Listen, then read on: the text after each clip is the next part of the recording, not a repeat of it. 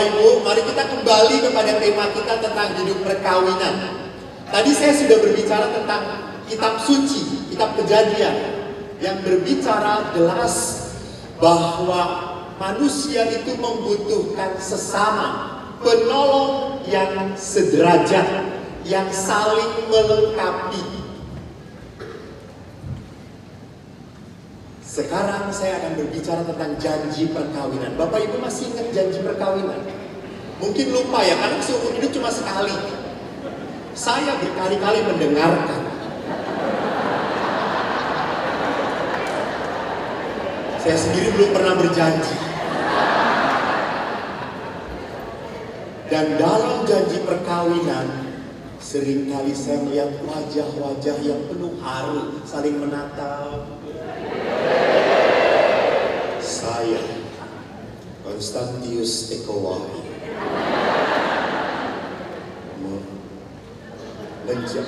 memilih engkau, Juminten. Gak ada tuh orang Makassar yang bernama Juminten, menjadi istri saya. Lihat, dikatakan saya berjanji untuk setia mengabdikan diri kepadamu di dalam untung dan malang, di waktu sehat dan sakit. Saya mau mengasihimu dan menghormati engkau sepanjang hidup saya. Apa enggak gagah itu? Apa enggak hebat? Janjinya mengerikan.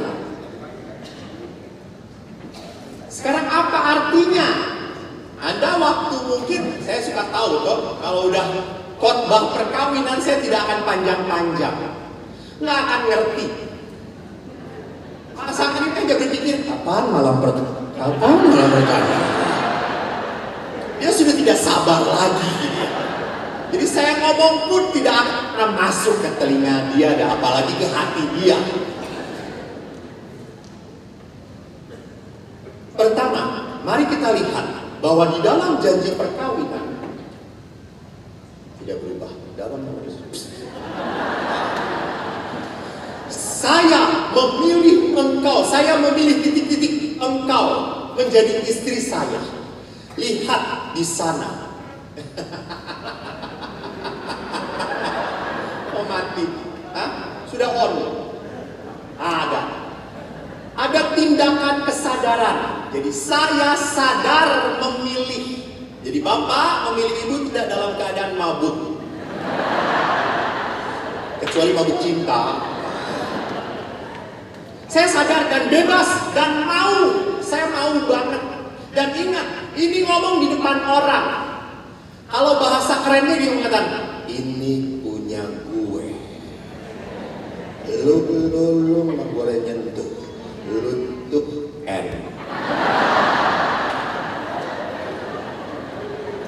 Ini bahasa perkawinan prokemnya gitu ya.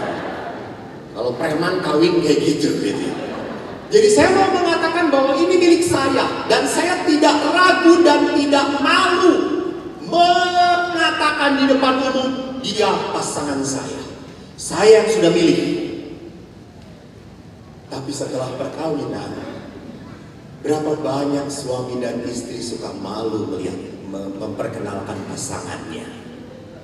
Kalau lihat bapak-bapak, Pak mana ibu? Tuh di pojok, tuh. Yang mana Pak? Tuh yang paling gendut, tuh.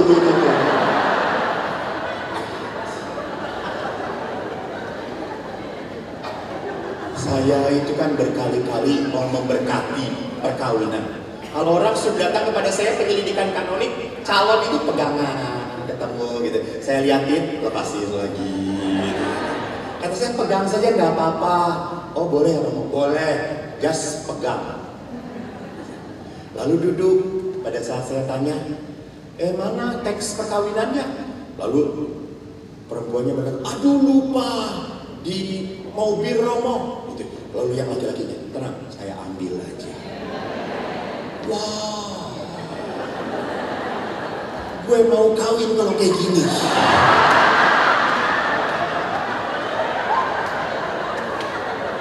Setelah mereka pergi, saya saya didatangi pasangan suami istri yang mau perayaan 25 tahun perkawinan. Beda banget saudara-saudara.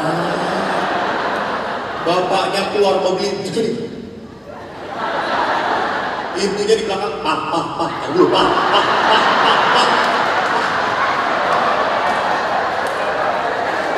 Lalu saya tanya, Pak, mana ibu? Tuh di belakang, lama. Kalau jalan lama, dia mah.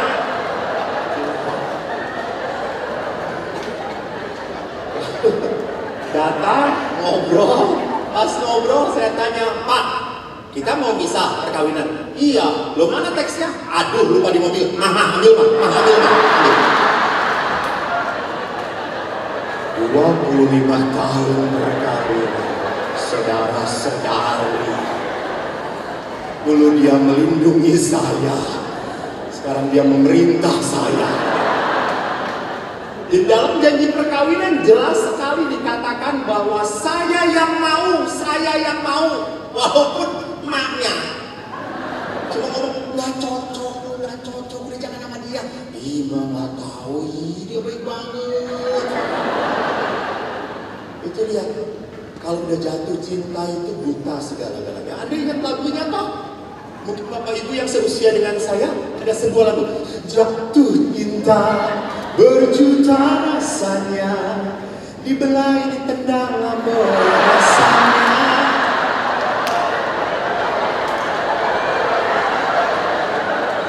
Loh, Bu, waktu pacaran Anda keinjek pasangan Anda, arah?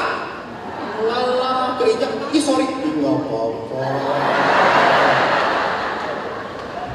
Pada saat keinjek kau, hatiku makin berdebar-debar. Pacaran, coba 25 tahun keinjek, matamu di mana?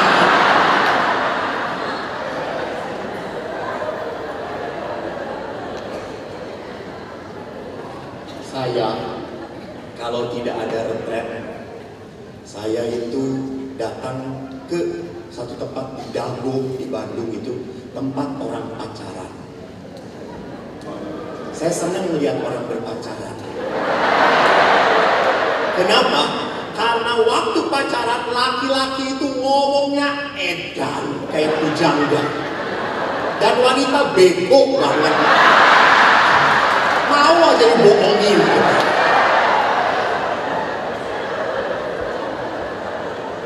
Benar kan? Jadi saya naik motor, mereka juga berdua pakai motor.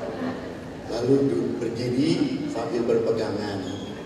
Saya karena sendirian pegang knalpot. Sama-sama anget kata dia.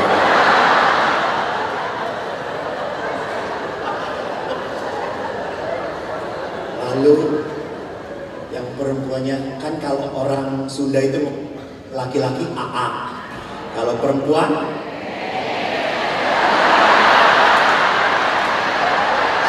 ini yang orang Sunda siapa?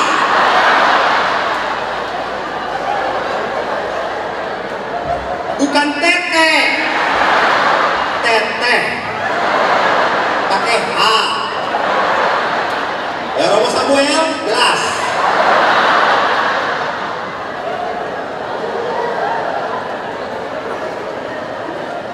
Lalu yang perempuannya indah ya indah tuh kan kita berdua. Serasa dunia ini milik kita. Lihat di atas banyak sekali bintangnya. Iya teteh, banyak banget ya. Tapi lebih banyak bintang yang di sisiku. Saya cuma wah.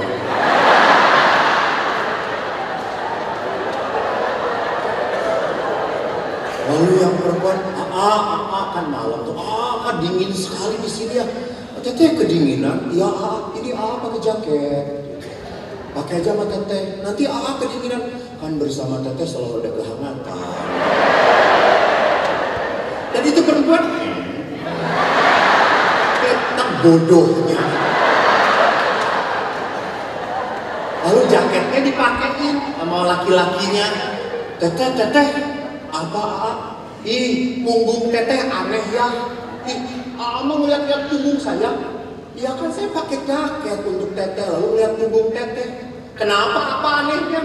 Iya, masa ada malaikat tidak ada sayapnya? Perempuan dikit kan langsung, I believe I can fly. Nanti cobain Mbak, malam cobain. Mama, punggung mama aneh. Kenapa? Banyak panunya.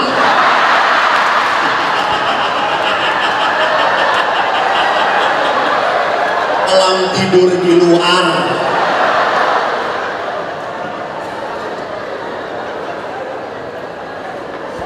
Jadi saudara yang terkasih, lihat bahwa di dalam perkawinan adalah sebuah tindakan pengakuan. Saya mau bahwa engkau menjadi milik saya, menjadi bagian hidup saya. Itu pernyataan pribadi. Lalu yang kedua, saya memilih engkau menjadi istri saya, lalu kemudian rasanya saya harus pinjam deh ininya. Anda aja ya. Saya perlihatkan begini, ubah di sini. Saya potong honornya. Kalimat kedua, saya berjanji untuk setia mengabdikan diri. Ini menarik. Saya mengabdikan diri. Saya ini mau seumur hidup supaya kamu tuh bahagia dengan saya. Wow. Mengabdikan diri. Artinya apa? Gereja minta bahwa perkawinan itu bukan berdasarkan perasaan. Karena perasaan itu bisa up and down. Cinta berdasarkan perasaan bisa naik 100%, bisa turun jadi 20%. Betul atau tidak? Betul. Pada saat suami pulang, gajinya pas-pasan, cinta langsung turun, drop. Low bed. Bapak tertawanya penuh penderitaan sekali, Pak. Apakah menggambarkan situasi Bapak?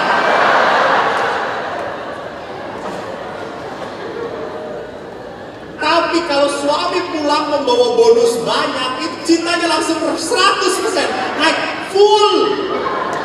I love you full. Karena berdasarkan perasaan. Jadi cinta yang dimaui oleh gereja adalah cinta berdasarkan komitmen, janji. Saya akan setia kepada, menarik, di dalam untung dan malang, di waktu sehat dan sakit, di waktu langsing dan langsing. Ibu-ibu ingat, Anda besar pun tetap suami tidak bisa tukar casing lagi. Terima apa adanya. Dan ingat, bagus banget. Sehat dan sehat. Artinya apa? Apa ini mau sehat, mau sakit tidak akan ditinggalkan oleh istri. Hebat Pak. Kita pastor masih bisa khotbah, masih bisa melayani, diterima umat, nggak bisa apa-apa lagi. Pastor. Nanti jomblo, pastor.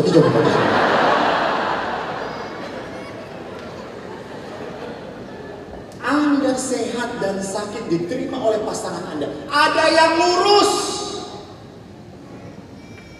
Saya sering cerita pengalaman ini.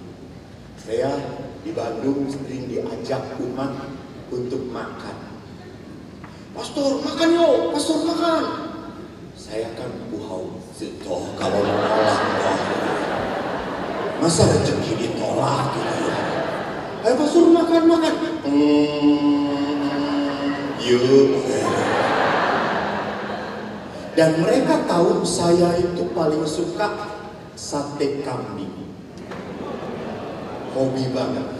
Kalau Anda ke Bandung, minta diantar oleh saya, tapi ada yang bayar ya.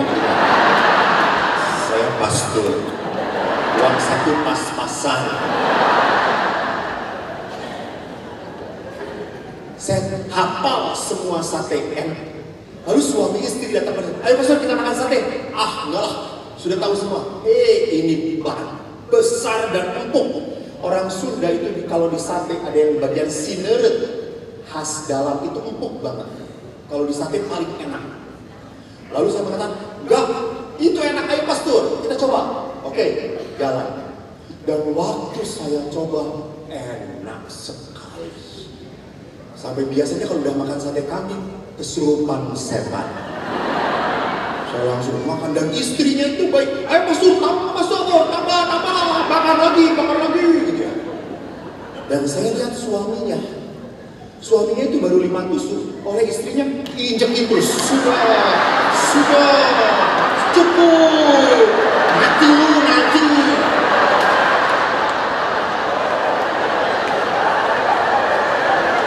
Jadi habis 5 tusuk itu dia cuma bitingnya ya.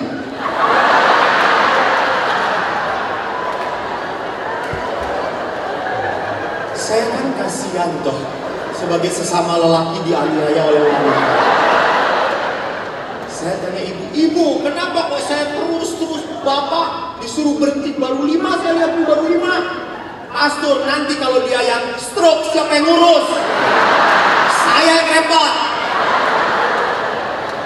Terus, nah kalau saya yang stroke, ibu, terserah rokok. Oh alah, saya pikir baik nambah itu.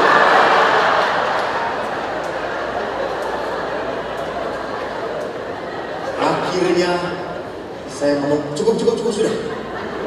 Saya berkata cukup setelah 25 tusuk.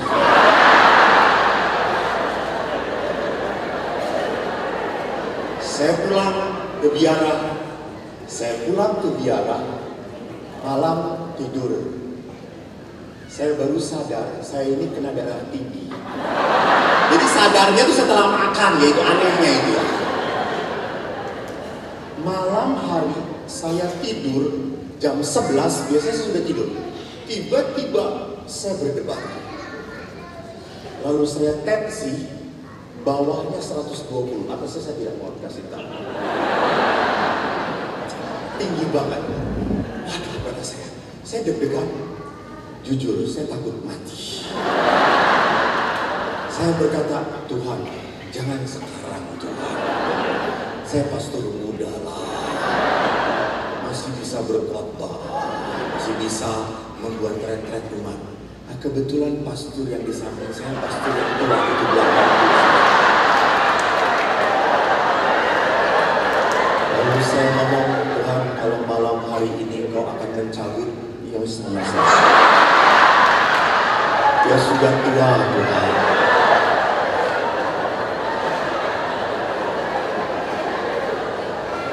Setelah doa seperti itu, saya tenang, saudara-saudara. Dan saya bisa tidur begitu lelap. Jam 5 saya dengar beker, bangun, saya bangun. Oh, saya berpikir, jangan-jangan tambah gue gitu.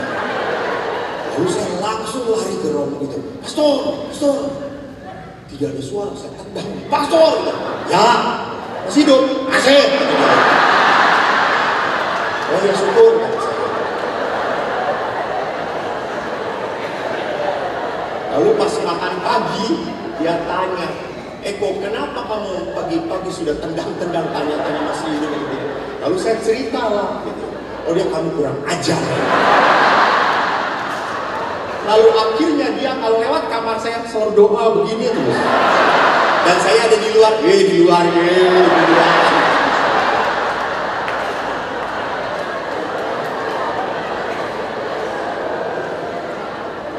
Jadi Bapak Ibu, apa yang saya mau katakan, ingat, perkawinan walaupun Anda sehat, sakit, walaupun Anda bahkan berubah karakternya, pasangan tidak pernah akan meninggalkan engkau. Walaupun bisnis Anda hancur, pasangan tetap bersama engkau. Itu janji perkawinan. Yang berikutnya, saya mau mengasihi dan menghormati engkau sepanjang hidup saya. Ini gak perlu pakai ini lagi, Pak.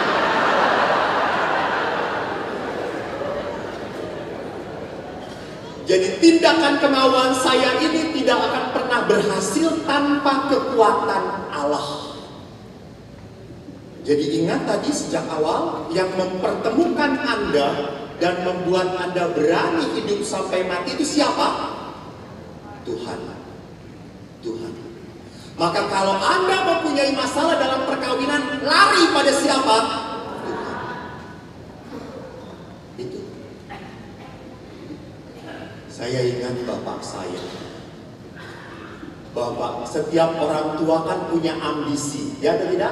Ambisi. Ambisi itu apa? Keinginan, mimpi untuk anak-anaknya. Kalau anak-anak SMA, ambisi orang tua supaya SMA itu masuk mana? Jurusan mana? Jurusan IPA. Ya atau tidak? Anak IPA itu pinter. Maka bapak itu dalam bahasa Jawa selalu mengatakan, Cah, ini bahasa Jawa. Anak bapak kabeh mlebu IPA. Cah IPA ki uteke ning gini. Cah IPS ki ning gini. Cah STM. Ini kata bapak saya. Jadi bapak dalam bahasa Indonesia, anak bapak harus masuk IPA. Anak IPA otaknya di sini. Anak IPS di sini. Di dengkul. Kata bapak. Dan karena ambisi bapak saya ingin anak-anaknya masuk IPA, maka pelajaran matematika itu diutak-atik. Ayah saya pintar, dia selalu buat soal. Bagi adik-adik saya, 3 adik saya, soal itu tantangan. Bagi saya, soal itu masalah. Maka karena bagi adik saya soal itu tantangan, langsung Pak, tambah Pak. Bagi saya, baru lihat tulisan aja, langsung mencret saya. Saya langsung ke WC Pak, ke WC. Dan di WC lama, diem aja. Ayah itu menginginkan kita masuk IPA. Saudara yang terkasih, 3 adik saya masuk IPA. Dan Eko pun diberkati Tuhan. Saya masuk IPS.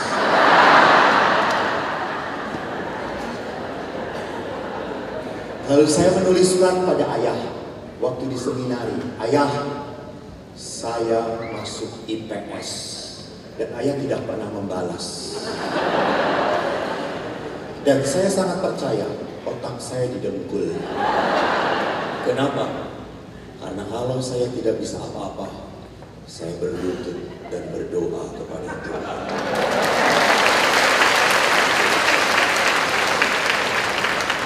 Kalau orang otaknya di kepala selalu mikir terus berusaha, Eko menyerah pada Tuhan. Maka karena saya otaknya didengkul, ditanya, suka lama menjawabnya. Karena prosesnya jauh sekali. Kadang-kadang tersesat dan salah.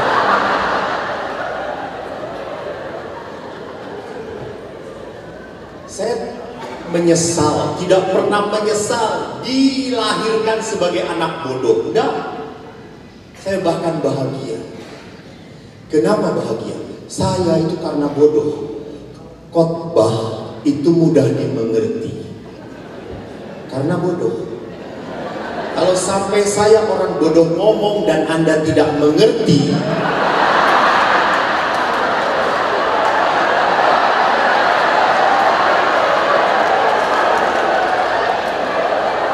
you know, saya di sini, Anda di telapak kaki itu kan.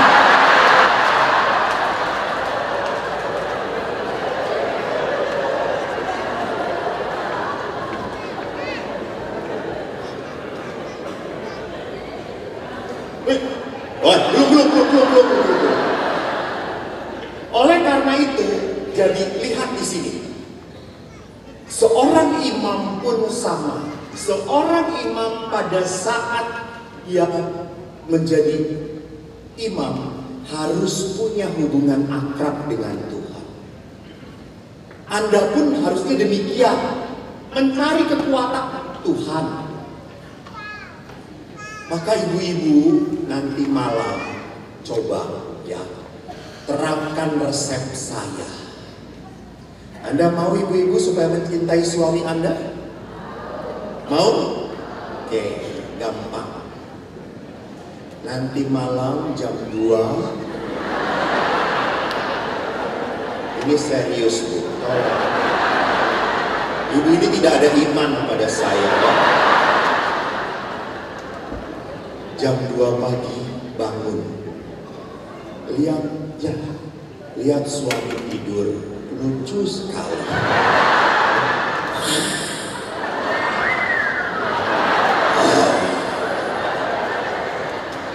Anda sejengkel apapun melihat suami seperti itu, luluh hati Anda, toh? Betul. Anda langsung ngomong, Pak, gue racun mati.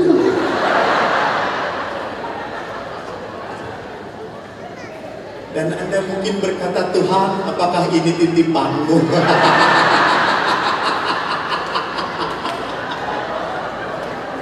Anda bisa berkata, Pak, dulu saya tergila-gila sama kamu, sekarang kamu gilani.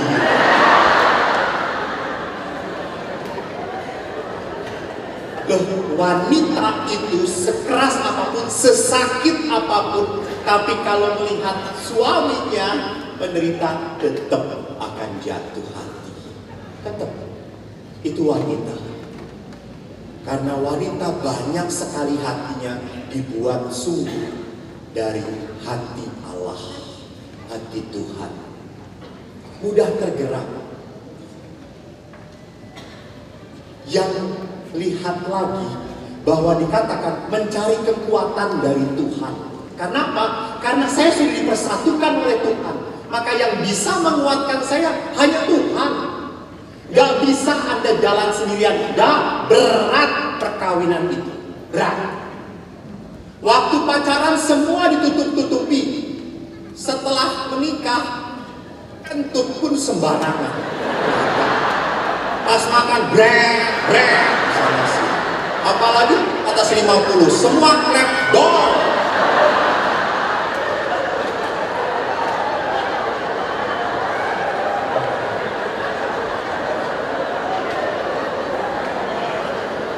Sudah tidak ada lagi rasa malu gitu ya dengan istri.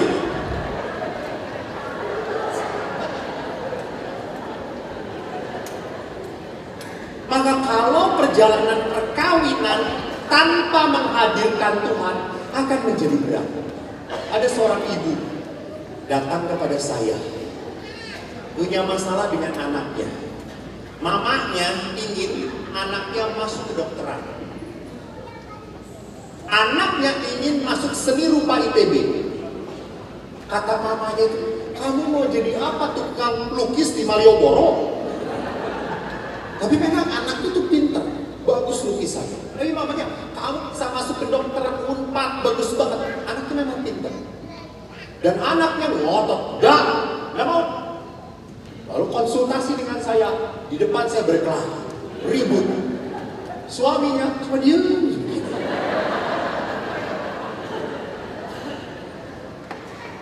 Lalu akhirnya saya sudah bingung. Terus saya mengatakan, Pak, Bu, nah, yuk kita berdoa. Saya bawa mereka ke sakramen Maha Kudus. Saya doakan.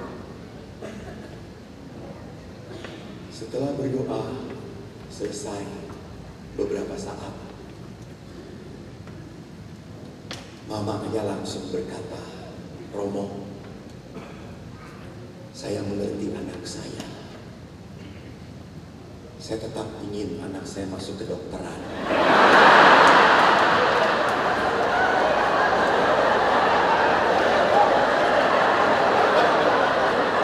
Tolong dengarkan kalimat berikutnya.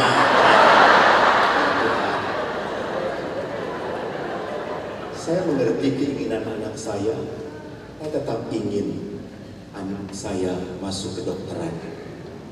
Tapi saya menghargai pilihan anak saya.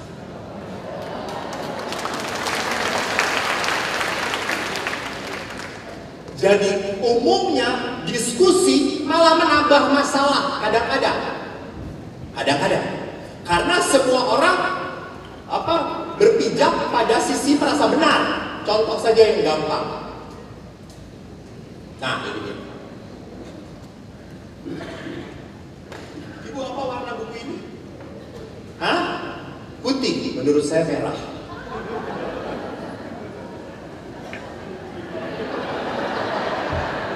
Ya atau tidak? Ibu salah? Saya salah? Kita bisa berkelahi. Karena ibu melihat dari sisi ibu dan saya melihat dari sisi saya. Maka seringkali diskusi satu sama lain malah berantem. Doa membuat lunak hati orang. Doa menghadirkan kuasa Allah.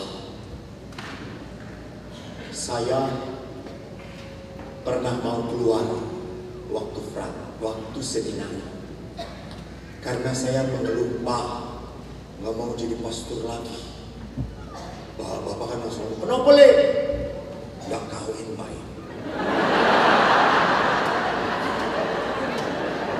Terus makan di seminari cuma tempe. Dan kalau di seminari itu, seminari Mertoidan 300 anak.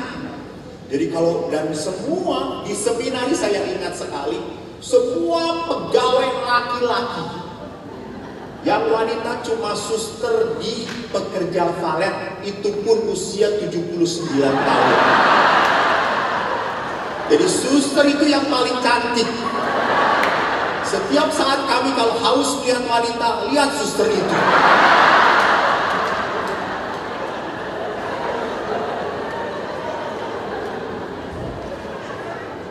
Lalu yang masak itu karena laki semua kampung itu main masak. Lalu dia mengaduk seperti ini.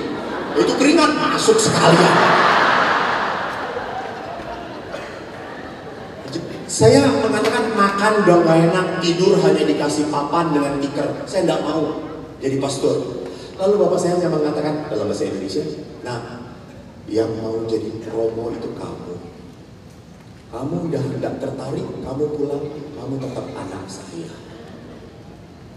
Saya pulang, tapi barang saya belum saya ambil, diberi kesempatan. Saya pulang, tiba-tiba jam pagi sekitar jam 1 saya kok ingin kencing. Semua sudah tidur. Saya lari ke kamar mandi, kencing. Pas kembali kan waktu mau kencing kan begitu terburu-buru karena menahan. Pas sudah kencing kan lebih tenang jalannya. Saya tiba-tiba melihat ada hordeng, di balik hordeng itu ruang tamu kita. Kok lihat ada api kecil dan ada orang yang mendengung berbunyi seperti berdoa. Saya intip, saya lihat ayah saya. Rupanya ayah saya walaupun keras, ayah saya punya devosi kepada Bunda Maria. Beliau sedang berlutut di depan patung Bunda Maria dan lilin, dan saya masih ingat doanya. Ya Tuhan, kalau Engkau menghendaki anak saya menjadi imam, pakailah. Kalau Engkau tidak berkenan, biarkan dia tetap bisa melayani. Anda tahu, besoknya saya ngomong kepada ayah, ayah, saya tetap mau jadi imam. Karena saya percaya, saya punya ayah yang mendoakan saya. Lihat kekuatan doa. Kekuatan doa.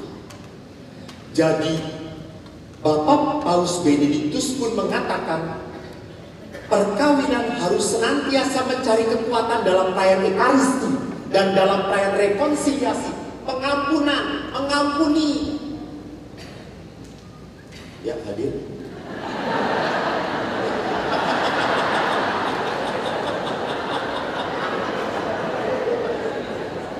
Karena Bapak Ibu tidak pernah tidak bisa kalau kita tidak mengampuni pasangan dan pasangan kita penuh dengan kelemahan. Betul. Dan pasangan kita tidak seperti yang kita impikan. Dulu waktu pastor kita pacaran begini-begini, sekarang begono-begono. Beda banget. Kadang-kadang suka ini, Pak, lihat Pak, dia itu kalau salam damai cipika-cipiki mesra banget Pak. Papa ini salam aja seperti salam sama ayam. Tidak ada unsur apa mesranya sama sekali, enggak.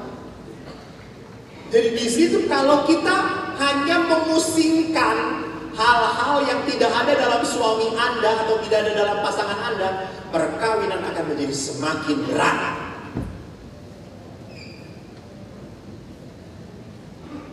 Berikutnya, berikut lagi. Apa akibat perkawinan? Sebentar, saya harus cek. Ini gak ada orang yang memberikan ini tayangan. Akibat perkawinan pertama, yang kedua, ya, itu mundur, maju. Akibat perkawinan yang pertama adalah ikatan perkawinan bersifat tetap. Sah, ikatan itu berlangsung sampai salah satu pasangan dipanggil Tuhan. Jadi bapak ibu kalau pasangan mau cerai, saya gampang. Pastor, saya mau cerai, saya kasih pisau, silakan. Anda harus mati dulu baru cerai. Silakan, istri yang menusuk atau suami yang menusuk. Karena kan hanya kematian yang memisahkan, betul atau tidak? Saya gampang, ini nih pisaunya. Pastor tidak mau jadi saksi kematian dia. Hanya kematian yang bisa memisahkan. Tidak bisa apapun. Dan yang kedua, perkawinan itu eksklusif. Artinya apa? Satu pria dan satu wanita. Jadi tolong ibu-ibu, kalau Anda sudah menikah dengan suami, jagalah hubungan dengan teman laki-laki yang lain. Juga suami. Karena suami-suami sekarang senangnya apa? Reuni. Anda tahu di reuni toh? Cinta lama bersemi, cinta lama belum kelar. Bisa nyambung lagi. Hati-hati. Jadi hargai perasaan istri Anda. Hargai. Juga sama. Karena apa? Eksklusif itu artinya apa? Saya tahu sumber kebahagiaan saya adalah pasangan saya. Titik. Bahkan hobi pun jangan pernah menghilangkan cinta Anda dengan istri Anda, dengan pasangan Anda. Anda suka motor, dielus motor terus. Istri tidak pernah dielus. Maka lihat jadinya seperti apa? Bakpao.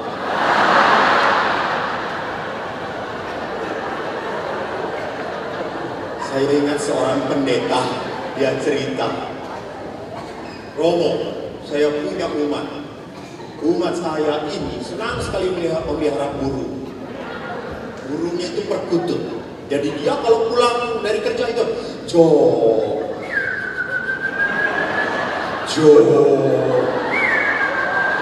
apik Jo. Pagi bangun pagi pakai sarung, Jo. Sampai suara sarungnya melorot gitu, Jo. Istrinya tidak pernah disapa sedikit pun. Jengkel hati istri, iri karena burung lebih diperhatikan daripada dia. Maka suatu hari bapaknya ini keluar kota dan ngomong kepada istri, tolong ya pelihara burung. Aku mau pergi dulu keluar kota. Siap nih. Oke. Papinya pergi. Besoknya dia tahu kebiasaan suaminya. Besok kalau burungnya ini dimandikan. Dia 10 burung semprot terus langsung. Modar kabeh. Mati semua. Lalu dia taruh lagi di sangkarnya. Dia minum. 3 hari kemudian suaminya datang. Jo.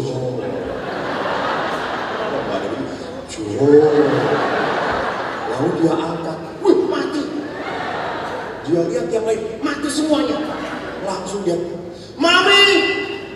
Kenapa ini burung semua mati? Lalu istrinya dengan tenang datang. Papi. Sewaktu perkawinan. Saya berjanji hanya untuk memelihara 1 burung.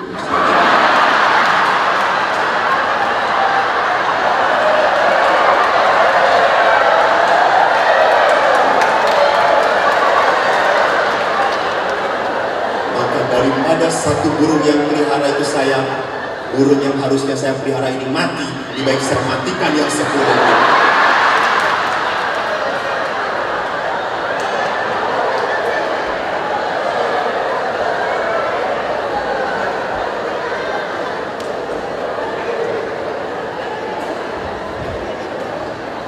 Punya burung. Ya, jangan kita bahas.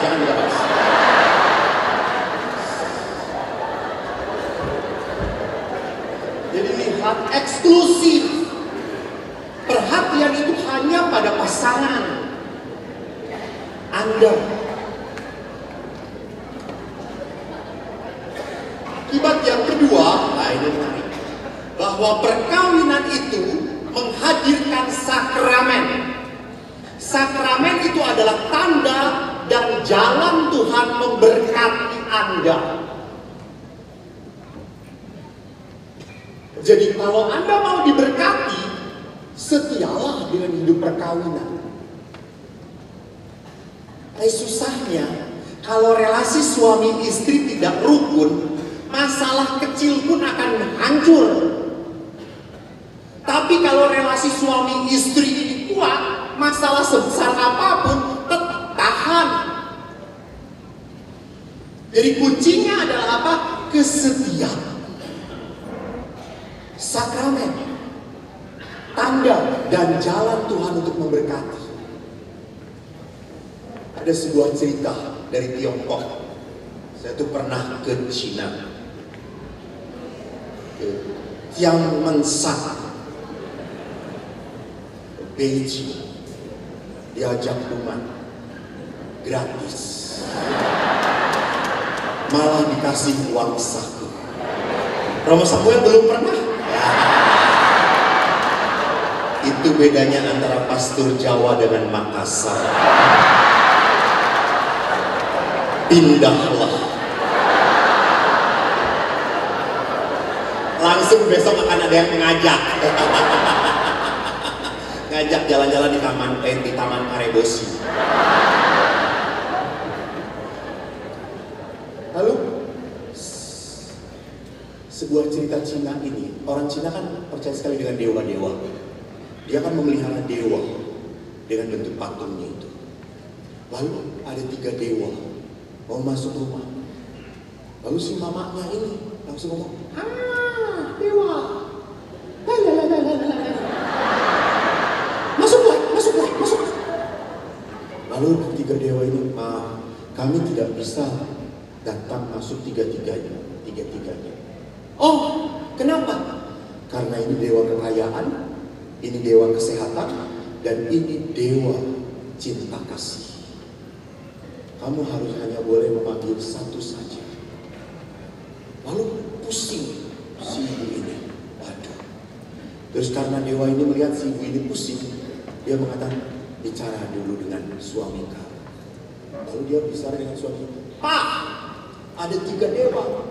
Oh, dewa kekayaan, dewa kesehatan, dan dewa kasih. Langsung masuk 3-tiganya. Kita punya 3 dewa itu, kita sejahtera. Tidak bisa, Pak. Hanya satu dewa saja. Lalu karena suaminya ini tukang dagang, dia langsung, dewa kekayaan nih, panggil dewa kekayaan. Nanti kita kaya raya. Kita kaya raya, punya mobil dan pesawat. Tapi kalau kita piansui, kita lumpuh, dia menjadi kursi. Itu uang kaya itu hanya untuk beli tisu.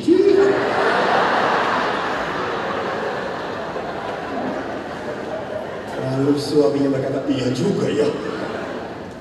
Lalu akhirnya si istrinya, udah dewa kesehatan saja Pi, biar kita sehat, selalu sehat. Terus suaminya ngomong, iya Pi, sehat-sehat, tapi kalau tidak ada duit, pening juga Pi. Iya juga ya. Lalu anak teriak dari kamar, udah dewa kasih sajalah, suruh masuk. Dewa kasih, supaya di rumah kita ada kasih dan cinta. Lalu si bapaknya ngomong, ya udah kita dengerin anak kita. Kita ngikutin apa yang si otak mau ini. Lalu si maminya keluar dan dia berkata, wah cinta, ayo masuk ke dalam. Pada saat dewa cinta ini masuk, dia kaget. 2 dewa yang lain ikut masuk. Lalu dia tanya, loh dewa, katanya cuma bisa masuk 1. Lalu dewa itu berkata, betul. Kalau kamu hanya nyuruh dewa kaya, hanya kaya yang masuk, kami tidak bisa masuk. Kalau kamu menyuruh dewa sehat, kami juga berdua tidak bisa masuk. Tetapi karena kamu menyuruh dewa cinta, maka dua-duanya kami bertiga bisa masuk ke dalam. Jadi Bapak Ibu, jangan pernah takut. Kalau Anda dipersatukan oleh Tuhan, Tuhan juga akan memberkati Anda. Asal usaha, jangan amin doang.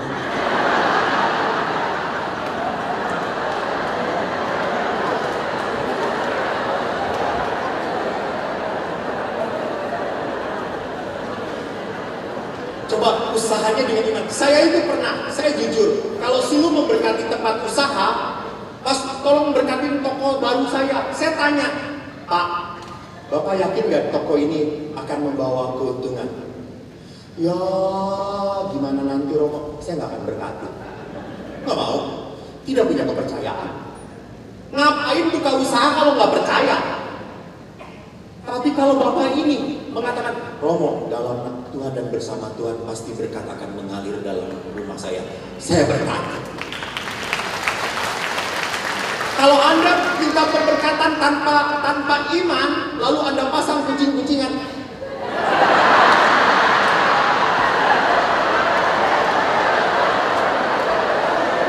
tetap nggak akan ada kantangnya, gitu. Nggak ada untungnya. Sekalian aja foto Romo sama.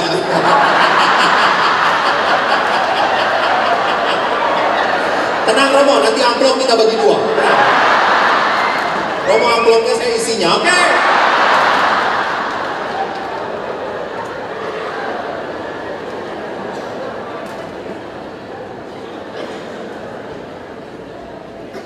Jadi perhatikan, jangan pernah takut. Setelah menikah, berkat tidak ditutup oleh Tuhan, tidak dibuka lebar-lebar.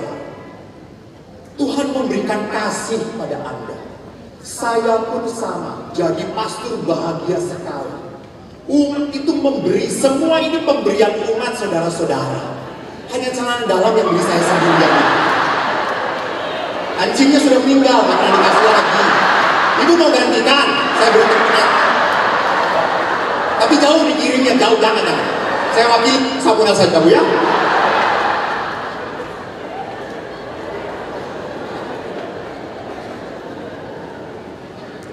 Jadi sakramen, harus tahu sakramen itu bukan hanya Anda, tetapi sarana Tuhan memberkati ada kita. Jadi sakramen perkawinan sekali lagi dan berkali-kali akan saya katakan, ini adalah tempat Tuhan untuk memberkati Anda. Tuhan, Ibu sudah menikah? Ya. Bukan kelihatan belum nikah, kelihatan nggak pernah nikah gitu. Bapak, sebelum menikah, apakah bahagia atau tidak?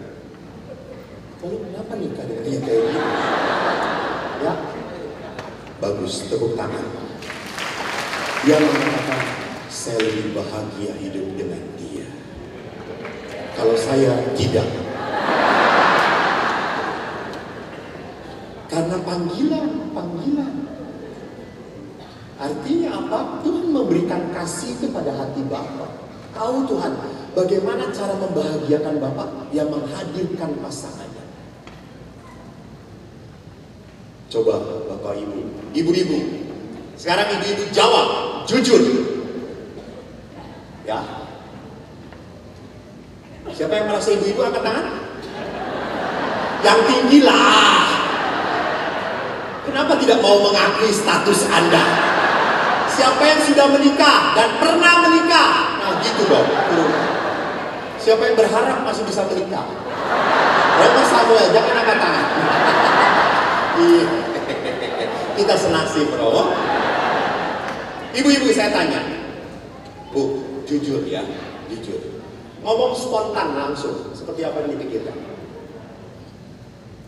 Lebih berat mana Bu? Ditinggalkan, wafat, meninggal oleh pasangan hidup atau oleh orang tua Anda? Keras?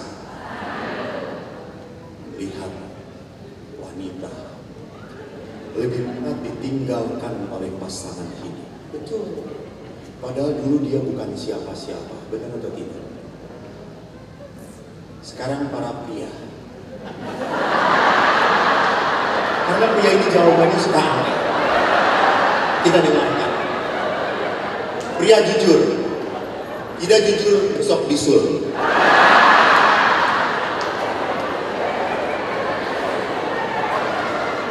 Mana pria yang sudah menikah? Angkat tangan. Cukup banyak. Di sini ibu-ibu semua. Bapak belum menikah. Angkat tangan dong, Pak. Oh. Baik. Bapak, saya tanya. Mana lebih berat? Ditinggalkan meninggal oleh istri pertama apa kedua?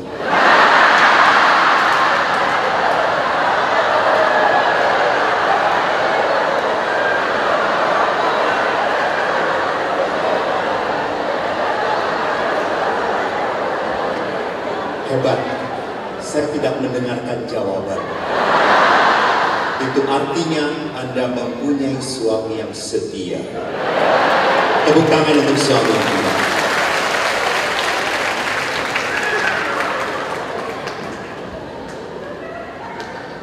Cobalah kalau sharing, coba sharing sekarang suami istri. Karena maaf ya, kematian itu hindari kematian, siapapun akan menghadapi. Dan maaf, kematian itu kapanpun kita tidak tahu. Ada orang yang mengupil meninggal di Afghanistan kena bom. Pas ngupil ada bom satu ya. Jadi ngupil itu pun berbahaya.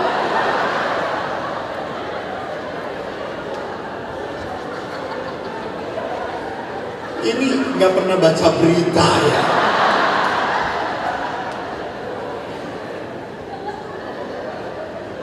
Jadi kematian itu seringkali orang mengatakan, ih pastor jangan ngomong kematian lah, pamali. Pamali apa bahasa Makassarnya? Ada pamali teman. Pamali itu railok, nggak pantas lah untuk dibicarakan. Loh harus dibicarakan. Sekarang pertanyaannya, kalau Anda diberi kesempatan bicara antara suami istri, lebih dulu meninggal siapa? Suami atau istri?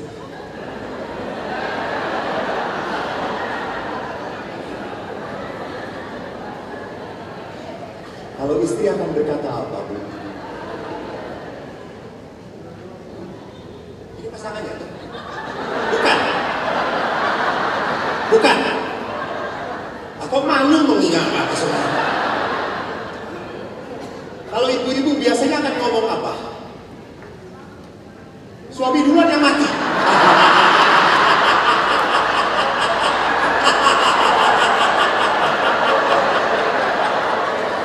15 tahun seminar baru sekarang saya mendengar. Kata yang menyakitkan seperti itu. Harus suami.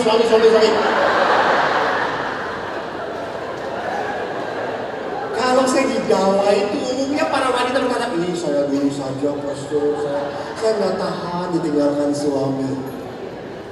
Kalau para suami, ya istri nggak apa-apa dulu.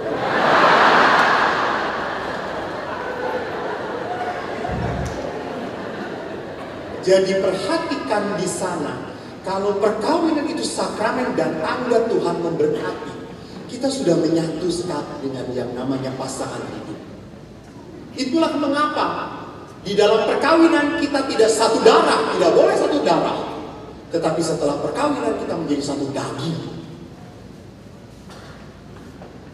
Karena kita menyatu di depan siapa?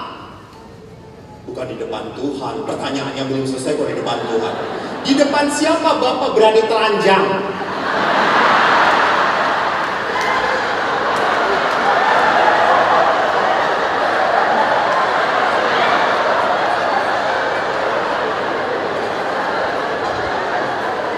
Maksudnya di depan Tuhan. Kurang ajar sekali Bapak. Ada devosi kerahiman ilahi Tuhan Yesus sedang memberkati. Bapak telanjang, itu kurang ajar.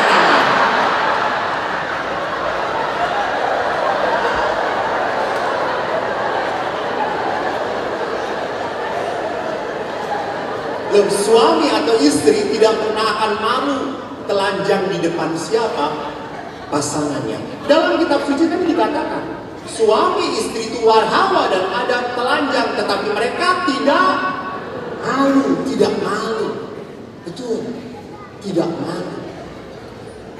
Walaupun setelah lama perkawinan, dulu waktu awal berdua masih terang-terangan gitu.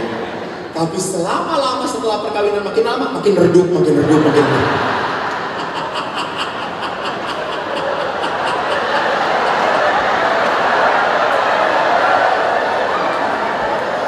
Ini apa? Ini untuk memanjat. Disamcan di sini nih.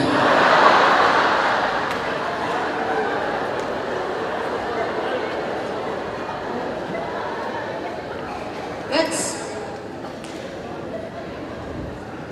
Oke. Suami sebagai kepala keluarga tidak harus ditafsirkan bahwa suami sebagai penentu segala-galanya. Nah, suami mungkin berkata, Pastor, suami ini kepala keluarga. Betul, Pak. Tapi jangan lupa istri leher keluarga. Ya, kepala gak akan nengok kalau leher gak nengok.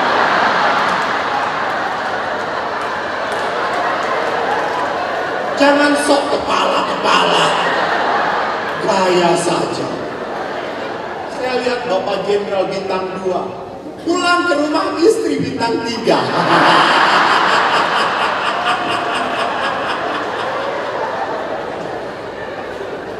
Saya ini di Bandung bergaul dengan orang-orang Harley. Saya senang naik motor. Lalu kalau orang-orang Harley kan banyak kan ditato tuh. Saya selalu berziarah dengan mereka ke Gua Maria. Lalu orang Harley ini ditato atau harimau. Tapi dia kalau mau pergi keluar lalu izin kepada mamanya, "Ma, aku mau pergi." "Sudah, cukup, gak perlu pergi." Itu harimau jadi kucing ya.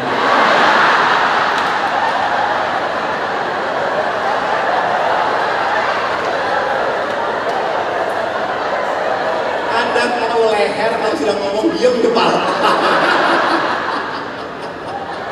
Istri ngomong, "Lu pergi, Harley gua bakar." Langsung suaminya telepon, "Romo, saya nggak bisa ikut." "Kenapa, Pak?" "Komandan tidak ada izin." Lalu saya 86 siap luncur.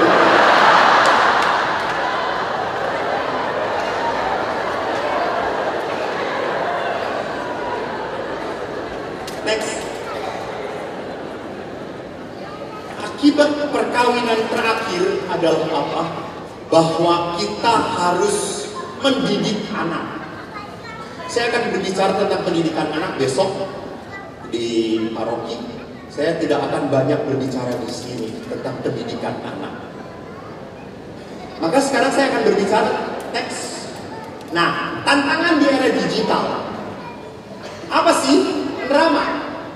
Kita berhadapan dengan generasi Z. Ada generasi baby boomer, generasi X, generasi Y, generasi Z. Generasi itu didasarkan pada tahun kelahiran. Jadi baby boomer ini muncul pada saat perang, zaman setelah perang. Itu kan orang menjadi apa? Kawin semuanya, beranak semuanya. Jadi anak banyak, artinya banyak anak berarti banyak masalah. Generasi Z adalah anak-anak yang dilahirkan pada tahun 95 sampai dengan 2010. Ingat, di dalam generasi Z ada beberapa poin yang ingin saya katakan. Generasi Z sering disebut sebagai I-Gen atau generasi net, generasi internet. Generasi yang banyak berkomunikasi dalam dunia maya. Saya kalau lihat anak-anak, saya sering kali ke tempat internet, ke warnet. Saya kalau masuk warnet, selalu ditanya, "Pak, mau ngapain?" Saya jawab, "Cari anak." Karena kan wajah saya kan seperti wajah tentara gitu. Lalu mereka pikir saya singa. Lalu lihat, kalau sudah lihat anak-anak sudah main game, wah langsung. Kalau udah headshotnya bagus, mereka seperti jagoan. Lalu kadang-kadang saya ngetes, anak ini jagoan. main game hebat, sampai jalan begini. Lalu saya blok. Lalu dia ngomong, maaf Pak, lu jagoan di dunia maya, di dunia nyata cupu lu. Artinya anak-anak sekarang begitu hebat di dunia maya, tetapi di kenyataan mudah putus asa, mudah patah semangat. Lihat anak sekarang, disuruh ini gak bisa mah, susah mah. Lalu mamanya juga tidak sabaran, sini kayak gini juga bisa. Lalu anaknya pintar, terusin mah. Iya kan? Dan mama itu kan selalu nyuruh anaknya belajar. Ucok, belajar. Dan anak langsung jawab, tidak ada PR. Lalu mamanya ucok, belajar. Besok tidak ada ulangan. Tapi namanya mama kan tidak pernah putus asa. Ucok. Dan anak dengan tenang, libur. Modar enggak? Anak selalu bisa menjawab. Maka lihat, generasi Z adalah generasi yang hebat di komunikasi dunia maya. Generasi yang mahir dan tergila-gila dengan teknologi. Senang komunikasi dan berekspresi lewat medsos. Mereka bukan orang yang asosial, bukan sosial, tetapi lewat media sosial. Mereka berhubungan dengan orang lain, berhubungan. Bahkan ada anak-anak, saudara-saudara SD kelas 3 tanya, Romo punya Facebook nggak? Terus saya nggak punya. Kampungan. Asem ini anak. Kalau anak gua udah gua salib bersama Yesus.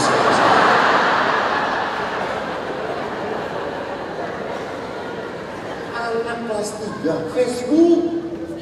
Mereka berkata followernya banyak banget. Oh, iya foto lu imut-imut terus anak-anak gitu kan. Jadi perhatikan di sana, anak-anak pun sudah menjarah kemana-mana. Dan yang terakhir, generasi ini tidak butuh diajari oleh orang tuanya. Kenapa? Kalau mereka ingin tahu, tinggal buka Google. Dan saya sangat sedih karena saya harus menghadapi satu kasus sebelum saya pindah ke Medan. Kasus yang membuat saya kaget. Anak kelas 5 SD, laki-laki, menyodomi anak TK. Dan waktu saya tanya, saya periksa, anak ini diberi kuota unlimited oleh orang tuanya.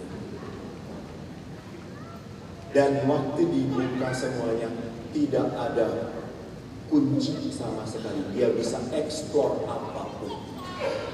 Dan gaya anak ini karena melihat yang ada di YouTube. Sampai anak ini ngomong, Pastor, saya melihat lalu ngajak anak itu sini.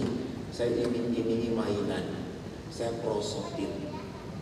Saya nyobain. Lihat. Karena nonton yang tidak terpantau oleh orang tuanya. Orang tua main gelontor begitu saja tanpa ada sebuah perhatian, sebuah rambu-rambu. Anak-anak tidak bisa kalau tidak dikasih rambu-rambu. Saya tidak akan kebablasan. Terus, generasi ini senang melakukan berapa aktivitas dalam waktu bersamaan. Lihat, anak-anak sekarang tuh senangnya multitasking. Lihat saja kalau belajar, nggak mungkin nggak pakai headphone, nggak dinyalakan musik. Pasti belajar deh.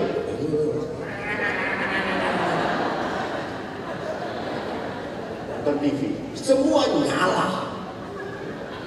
Itu anak sekarang. Saya kalau lihat anak belajar itu setengah jam, halaman 5 aja terus dari tadi. Multitasking semua dilakukan. Maka orang tua pun kenapa ngobrol pun sama. Pak, pergi enggak? Enggak. Kemana? Enggak tahu. Di mana? Dengan siapa? Enggak tahu. Karena semua dilakukan bersama-sama. Itu gaya anak Gen Z. Kenapa sampai seperti itu? Karena mereka ingin semuanya tidak rumit, tidak mau bertele-tele, inginnya cepat. Maka anak Gen Z cenderung kurang berkomunikasi secara verbal. Karena orang tua pun, maaf, anak SMP, kamu SMP? SMA, kalau punya masalah, bicara dengan orang tua atau dengan teman? Lebih senang mana? Dengan teman, betul atau tidak? Ya. Karena dengan orang tua nggak level. Karena kalau ngomong dengan mama, mama itu isinya satu, perintah, larangan, mengungkit-ungkit kesalahan masa lalu. Dan yang terakhir, kalau malah merembet. Pernah ada anak yang cerita, Romo, mama itu sedang marah pada Cici. Cici itu dibentakin. Lalu saya pulang sekolah, lalu saya sapa, mama, langsung ngomong, ini juga sama. Apaan sih?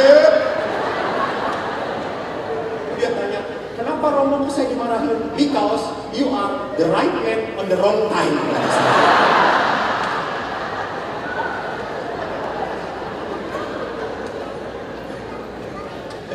Jadi saya suka ngomong kepada anak-anak, kalau mama kamu marah, lu hindari. Dan yang kedua, kalau mama marah, deketin mama. Wah, nanti disikat. Enggak, berdoalah salam Maria. Jadi marah, salam Maria berdoa biasa.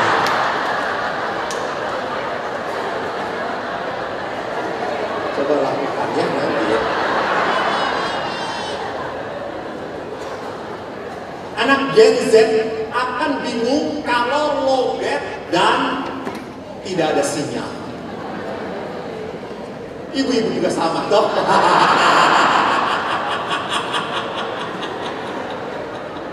Saya ini sekarang sedih kalau suruh seminar, suka berbanyak yang minta foto-foto. Dan kalau ibu foto-foto itu main desek-desek saja gitu. Semua disentuhkan pada saya.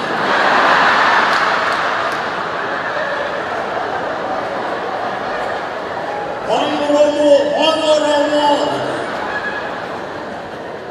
Saya itu kan imam. Saya ingat tadi ada teman saya di Filipina. Saya sekolah di Filipina, konseling keluarga. Dan teman-teman saya di Filipina itu cantik-cantik. Orang Filipina kalau yang asli lalu keturunan Spanyol, mancung dan cantik. Dan mereka kalau ketemu imam, itu cipika-cipiki dan erat serta padat.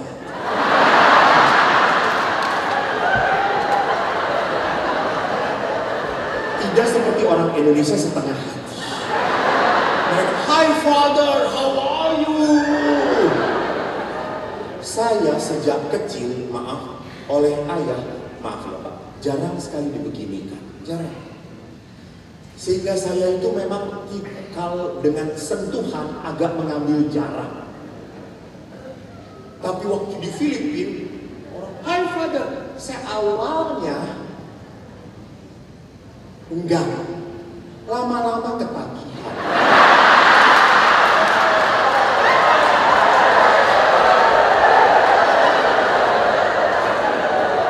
Normal nggak Pak?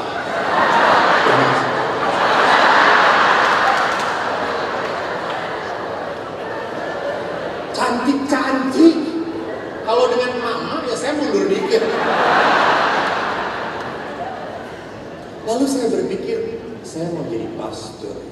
Saya ingin bertahan jadi pastor. Dan doa saya adalah Tuhan jauhkanlah aku dari cobaan. Sebab aku bisa masuk sendirian. Maka saya setiap ketemu teman saya selalu berkata, no. Just shake my hand, that's enough. Oh Father, why? We are in Christ. In Christ. Lu tenang, gua balik pening tau.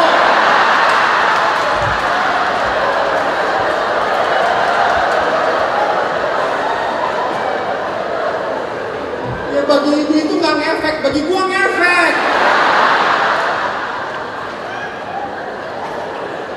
Maka saya itu ingin menyelamatkan panggilan saya. Jadi enough, shake my hand, enough. Are you homo? No! Okay. I'm normal.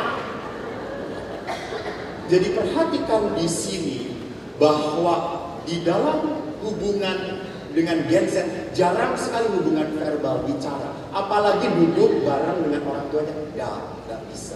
Maka sekarang sebagai penutup, saya ingin memperlihatkan satu hal saja. Kalau